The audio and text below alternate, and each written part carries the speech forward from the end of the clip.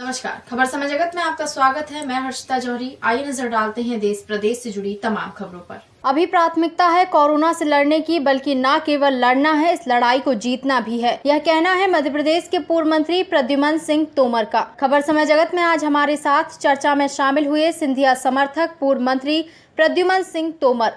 कांग्रेस छोड़कर भाजपा में शामिल होने के बारे में उन्होंने कहा कि हमने कांग्रेस नहीं छोड़ी, बल्कि कांग्रेस ने हमें छोड़ दिया था। उपचुनाव को लेकर उन्होंने कहा कि अभी प्राथमिकता कोरोना से युद्ध की है और हम सभी को यह युद्ध जीतना भी है। रहा सवाल उपचुनाव का, तो जब चुनाव आएंगे देखा जाएगा। एक सवाल के जवाब में उन्होंने कहा कि महाराज के संपर्क में कांग्रेस के कई बड़े नेता हैं, हो सकता है कि भविष्य में भी कांग्रेस छोड़ दे। उन्होंने और क्या कहा, आइए सुनते हैं। मैं अपने दर्शकों को बता दूं कि हमारे साथ फोन लाइन पर मौजूद हैं पूर्व मंत्री प्रद्युमन सिंह तोमर जी। तोमर जी, कोरोना वायरस से तो युद्ध पूरे विश्व में चल रहा है, हमारे देश में प्रदेश में भी चल रहा है, लेकिन हमारे प्रदेश में अभी एक और युद्ध शुरू होने वाला है। मैं बात कर रहा हूं मध्य प्रदेश में होने वाले 24 उपचुनावों की। जी कितनी तैयारियां, किस तरह से देखते हैं 24 सीटों के पे उपचुनाव आप? देखिए, अभी चुनाव जब हम लोग रहेंगे तो ही राजनीति होगी। जब हम लोग रहेंगे ही नहीं तो राजनीति कहाँ से होगी। तो पहली लड़ाई हमारी कोरोना पे, वायरस जो एक महामारी है पूरे विश्व में फैली हुई है, इस पे कंट्रोल किस तरीके से हो, लोगों को कैसे सावधान रहें, बिल्कुल उनके हम बीच कैसे काम आए, इस मुद्दे पे हमारा काम चल रहा है। अभी उपचुनाव की तरफ हम लोगों ने नहीं सोचा है। लेकिन फिर भी उपचुनाव तो आने वाले समय में होना ही। उपचुनाव होना है। मैंने आपसे फिर कह रहा हूँ कि जब हम सब होंगे तो ही तो चुनाव होंगे। जब हम और आप होंगे ही नहीं तो दुनिया में चुनाव कौन लड़ेगा, कौन करेगा, कौन वोट डालेगा। तो पहले हमें समाज, हमारे लोक क्षेत्र के सुरक्षित रहें, ये दायित्व पहला है हमारा। बिल्कुल सही बात है, ये तो बिल्कुल प्राथमिकता इसी चीज की होनी भी चाहिए। और लेकिन अभी देखने में आ रहा है निरंतर केस बढ़ते ही जा रहे हैं। जी बिल्कुल बढ़ रहे हैं। और मेरा मैं इसलिए नहीं कह रहा हूँ, पर मेरी कोशिश है कि मैं उनके अनुरूप इस समय जनता के, आम जन के बीच किस तरीके से मैं खड़ा रहूं, ये काम मैंने कोशिश की है। मैं उनका सेवक हूं, मुझे उन्होंने इस लायक बनाया, तो इस समय मुझे उनके साथ खड़ा रहना जरूरी है। मैं बिल्कुल उनके साथ खड़ा रहूंगा। बिल्कुल सही बात है आपकी। लेकिन अगर जैसे हम उपचुनाव की बात, तो अभी चलिए आपने उसको टाल दिया, मैं नहीं करूंगा, लेकिन उपचुनाव से जुड़ी हुई एक चर्चा मैं आपके साथ शेयर करना चाहता हूं और आपका दृष्टिकोण उस पर जानना चाहता हूं कि जब भी उपचुनाव होंगे तब भाजपा से तो आप सब वही लोग चुनाव लड़ेंगे जो लोग कांग्रेस से भाजपा में आए हैं। तो उन क्षेत्रों में, विधानसभा क्षेत्रों में जो भाजपा के नेता और कार्यकर्ता पूर्व से कार्य कर रहे हैं, उनके बीच में अपनी स्वीकार्यता किस तरह से बनाएंगे?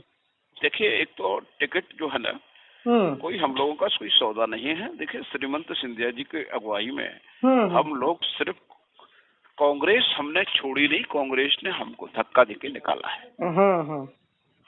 अब आप कहोगे कैसे?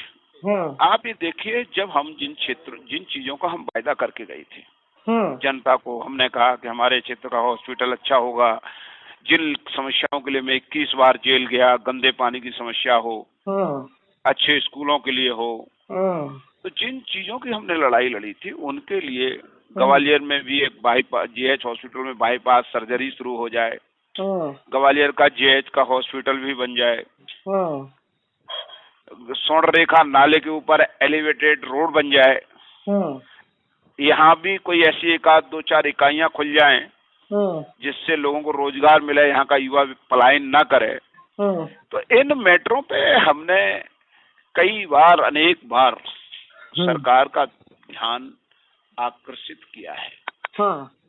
और आपको मालूम होना चाहिए, इसके लिए कैबिनेट में भी मेरा कई बार विवाद हुआ इन बातों को लेकर।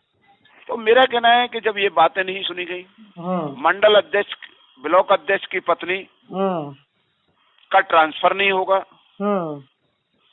तो कार्यकर्ता तो मुझसे पूछ रहा था ऐसी क्या मुख्य वजह, इन सब चीजों की, ये सब जो आप बता रहे हैं, इतनी अनदेखी की क्या वजह मानते हैं आप? ये अनदेखी क्या, धृतराष्ट्र ने अपने आंखों पर पट्टी बांध ली थी ना। तो बस इससे ज्यादा मेरे पास कोई शब्द नहीं है। पट्टी बांध ली। मैं अपने पूर्व प्रश्न पे आपको फिर से लेके आ रहा हूँ, उसका जवाब नहीं आया कि उन क्षेत्रों में अपनी स्वीकार्यता कैसे बनाएंगे आज कांग्रेस से आके भाजपा में जुड़ने के बाद। देखो, मेरा ये कहना है, ये भारतीय जनता पार्टी में हम आए हैं, हमने आपसे क्या कहा, जब हम काम करेंगे, जनता की सेवा करेंगे, अपने साथियों का मान सम्मान रखेंगे, स्वीकार्यता अपने आप बन जाती है। अगर हम काम विपरीत करेंगे तो हम घर में भी अस्वीकार हो जाते हैं। अगर हम अच्छा काम करते हैं, भाई बहनों के बीच अच्छे से प्यार से बात करते हैं, तो वो लोग हमको स्वीकारने लगते हैं ना। ऐसे ही अगर हम अच्छा व्यवहार होगा, हमारा अच्छे काम होंगे, तो हमें लोग स्वीकारेंगे, और नहीं करेंगे तो नहीं स्वीकारेंगे। मंत्रिमंडल विस्तार अभी तक नहीं हो पा रहा है, कई दिनों से इसकी सुगबुगाहट और चर्चाएं चल रही हैं। क्या मुख्य वजह लगती है कि इतना समय क्यों लग रहा है? ये मंत्रिमंडल मुख्यमंत्री का विशेष अधिकार है, और मुख्यमंत्री जी इस समय लड़ाई कोरोना से लड़ रहे हैं। उनके लिए जो आम जन के लिए जो काम है वो खूबी तरीके से हो रहे हैं। तो इसमें पहली प्रायोरिटी कोरोना से लड़ने की है। एक अंतिम सवाल और आपसे करूंगा प्रद्युम्न सिंह जी, केंद्र सरकार द्वारा जो 20 लाख करोड़ का आर्थिक पैकेज दिया गया है, इसको किस तरह से देखते हैं? जनहित का निर्णय है, तो अनाज लोगों को राहत मिल रही है, उससे गरीबों को अनाज मिल रहा है। तो ये काम है जिन क्षेत्रों में आया है पैसा। लेकिन इसमें प्रदेश से जुड़ी हुई एक बात मैं आपसे कहूंगा कि प्रदेश में बिजली के बिल बहुत अनाप शनाप आ रहे हैं लोगों के। कांग्रेस सरकार में जिनके 100-150 रुपए बिल आ रहे थे, उनके 4-5 हजार रुपए आ रहे हैं अभी। देखिए, मेरा ये कहना है कि देखिए आगे होता क्या क्या है, देखते तो चलिए। जनता सब समझती है, जनता सब जानती है। अभी सारी चीजें आपको दिखेंगी।